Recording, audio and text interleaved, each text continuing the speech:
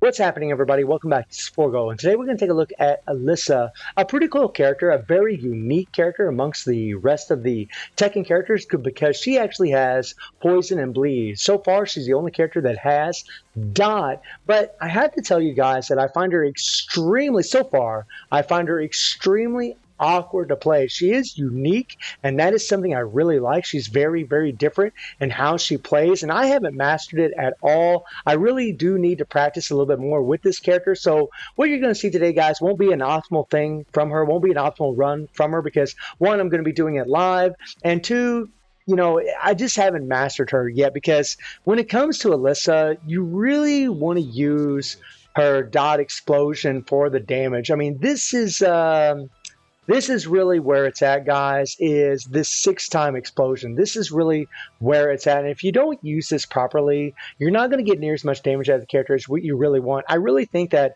Alisa is probably going to end up being more of a support than anything. But let's talk about her, guys. So she has a really great leadership for the Tekken fighters, especially for a game mode like Time Attack, because you gain power, right? She's a red defensive character. She has, the PG raise. She's got the max HP increase. The bleed and poison attack increase is really good because those are the dots she has. And she's immune to burn, poison, shock, stun, petrify. Active skill damage on bleeding targets increases by 60%. So that's something to keep in mind when you're playing with her, is that you really want to have the bleed up at all times. And that's when she's in her first stance. And you'll also do more damage in your first stance too whenever you're applying, I think, bleed. So it's really important to have bleed up whenever you are attacking your opponent, so that way you get this extra increase to your damage. And then she also has a heal when attacked by a target with 70% HP or higher. And this is on a cooldown of 3 seconds. Decrease damage received by 90% for 5 seconds when attacked. And then, of course, the Fated Retribution, where they have the built-in heal. Now, she is a pretty wild character, guys. Like, she is definitely different than everybody else. So her skill 1 does give her hyper armor. It is nice. It gives her hyper armor. It's an interrupt skill, right? Her second skill gives her an attack buff based off of defense, and she also has the deal poison damage, right? So she deals poison damage in her first stance, and then this skill here, all it does is changes her stance, and it's actually going to reset these first 2 skills. And this actually increases the attack by 25% and increases strike skill. This is actually really good because whenever she increases strike skill and you change this over, these 2 skills are strike skills, and these are the skills you're going to be using to do your damage, right? And the first skill does apply bleed, right? So remember, whenever you're using this is when you're going to get that extra 60% increase to your active skill damage, is when you're applying that bleed. So you kind of want to stay in this stance to do more damage. And then the second skill is going to be really great for PvP because it stuns all enemies for 3 seconds, no matter where they're at on the screen. And then she has a 70% chance to remove the super armor and hyper armor for PvP. And then, of course, when you hit this skill again, and remember, when you hit this skill, we'll reset these 2 skills. You'll get an increased attack by 25%, and the increased critical rate of all allies and self by 6% for 15 seconds upon use. So maybe when you're using her as a support, you would use this skill and then switch to your next character so they get that extra critical rate by 6%, right? But her default is really where it's at when it comes to her damage. It really is, guys. Now, I do have her at level 30. I only got her once, but I just used regular SS memories to level her up that we get through the game, through Guild Raid, and also through Demo Space. She has max capsules on her. And like I use these memories right here to level her up.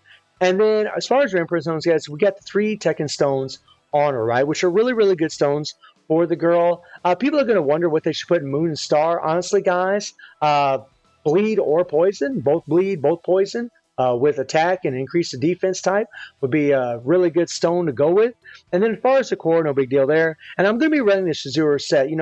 Someone threw in a comment in the last video saying that maybe I shouldn't use the new Tekken set because a lot of players don't have it. And I agree with that, so we'll use the Shizuru set. Now, not everybody's going to have this, but, you can always use the KS set right here, which is actually really good for a defensive character, especially a character that has an attack base of defense already built into the kit, and then 2 defensive cooldown cards will actually be really, really good. I mean, I could slap a option card on her. I could slap a Tekken option card on her to increase her critical damage if I can find that card wherever it may be. Let me see here. Yeah, this card right here.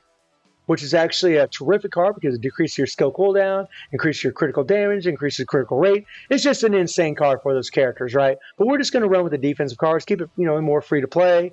And then, of course, we got our 3PG that increases active skill damage and also increases her attack. And her affinity is at level 10, which is where you should have it. Now, I'm going to take her for a run in Guild Raid, guys. And again, guys, it's probably not going to be the most optimal run, but she is a funky character to play. Now, she does have built-in heals, and I'm going to be using Nina as a striker, all right? Because Nina actually does give the increased active team member attack by 10%, and additional attack and fighters get an HP recovery by 7%. So we got another heal, and then we got the decreased skill cooldown and increased attack, which is really, really good for Alisa. Now, we're going to use her leadership. There are better leaderships available in the game, but we're just going to go ahead and use her leadership, all right?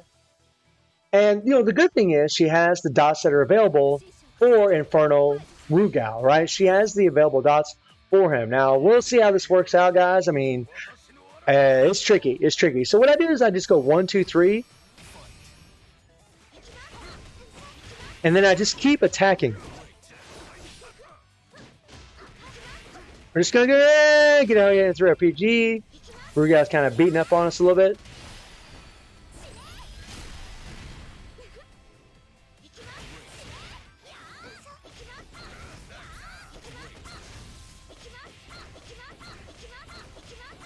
And here's where you should use your default, by the way. I actually kind of screwed up. There we go. And we had the bleed applied, right? Now we're doing our 3PG. I mean, I'm still practicing with Alisa, really trying to figure it out. Now Rugal's going to blow up on us. Right?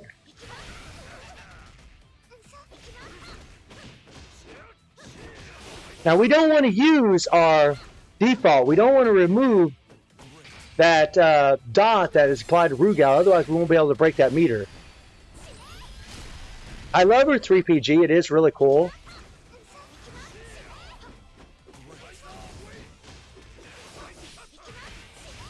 There we go. There we go. I'll just make sure I apply both dots because I'm switching between that skill 1 and 2 there. There we go. And we applied poison and bleed all at the same time.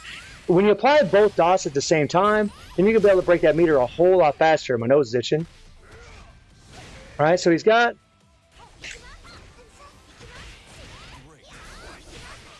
come on now.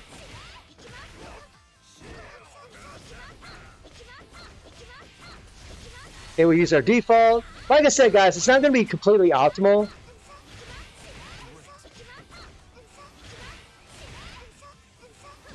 Okay, we're going to go ahead and hit our 3PG. I mean, like I said, I'm still practicing. She is a funky character to play, man. Seriously. Because you're literally...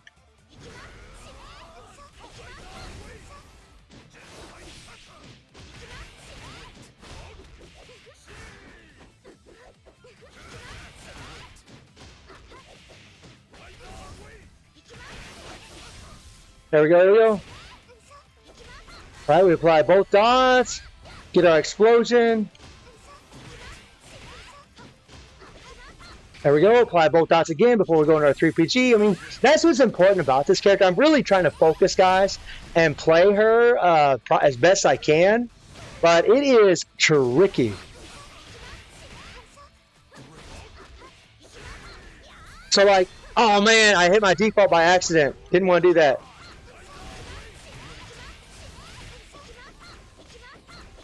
So I kind of screwed up there, guys. I kind of screwed up there.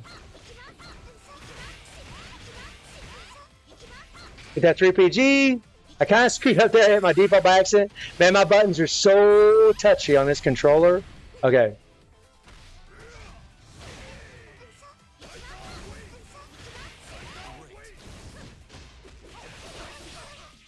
Come on, come on, come on. There we go. Apply both dots, hit our default, get that big explosion.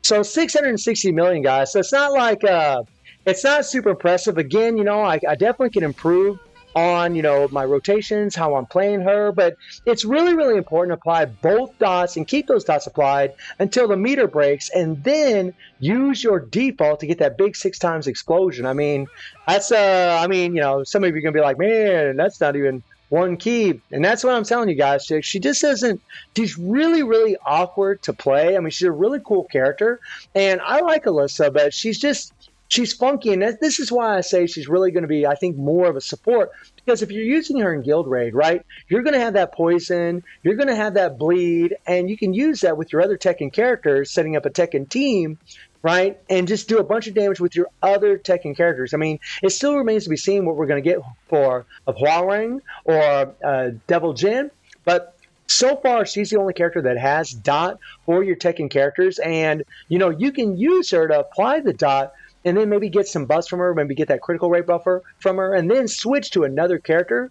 But as you guys can see, at least from the way that I played her so far today, the damage really isn't the greatest. It really isn't some astronomical amount, and that's why I think she's really going to be more for PvP and really just more of a support for your PvE content. Also, something else, guys, is the fact that whenever you do switch your stance, this is something I really need to touch on, because I think a lot of people might make this mistake when they're playing with her. Whenever you switch her stance, she gets hyper armor from her first skill, but whenever you switch her stance, that hyper armor is not going to be there, guys. So if you're spamming and Rugal's in front of you and trying to attack you, you will get taken down. So you always got to make sure that you're in this stance right here, so that way you have hard reset and you're going to be able to apply that hyper armor so you don't take damage from Rugal. So it's really, really important to apply your bleed and poison and then have your hyper armor up and try to do as much damage as possible while bleed is applied, because of the increase of bleeding targets by 60%. I mean, she's a really tricky character to play, and I definitely need to get some more practice in order to do a better job. But I think even with more practice, I don't really think she's going to really do all that well as far as damage. Again, I just think she's really just more of a support character for PvE content for your Tekken characters, and also more of a PvP character. So guys, let me know what you think about Alisa, and I do stream on Twitch at 9 p.m. GMT+7 time. The link is in the description below, and I hope you enjoyed the video. Thank you for watching. Y'all take care and have a good one. See you, everybody.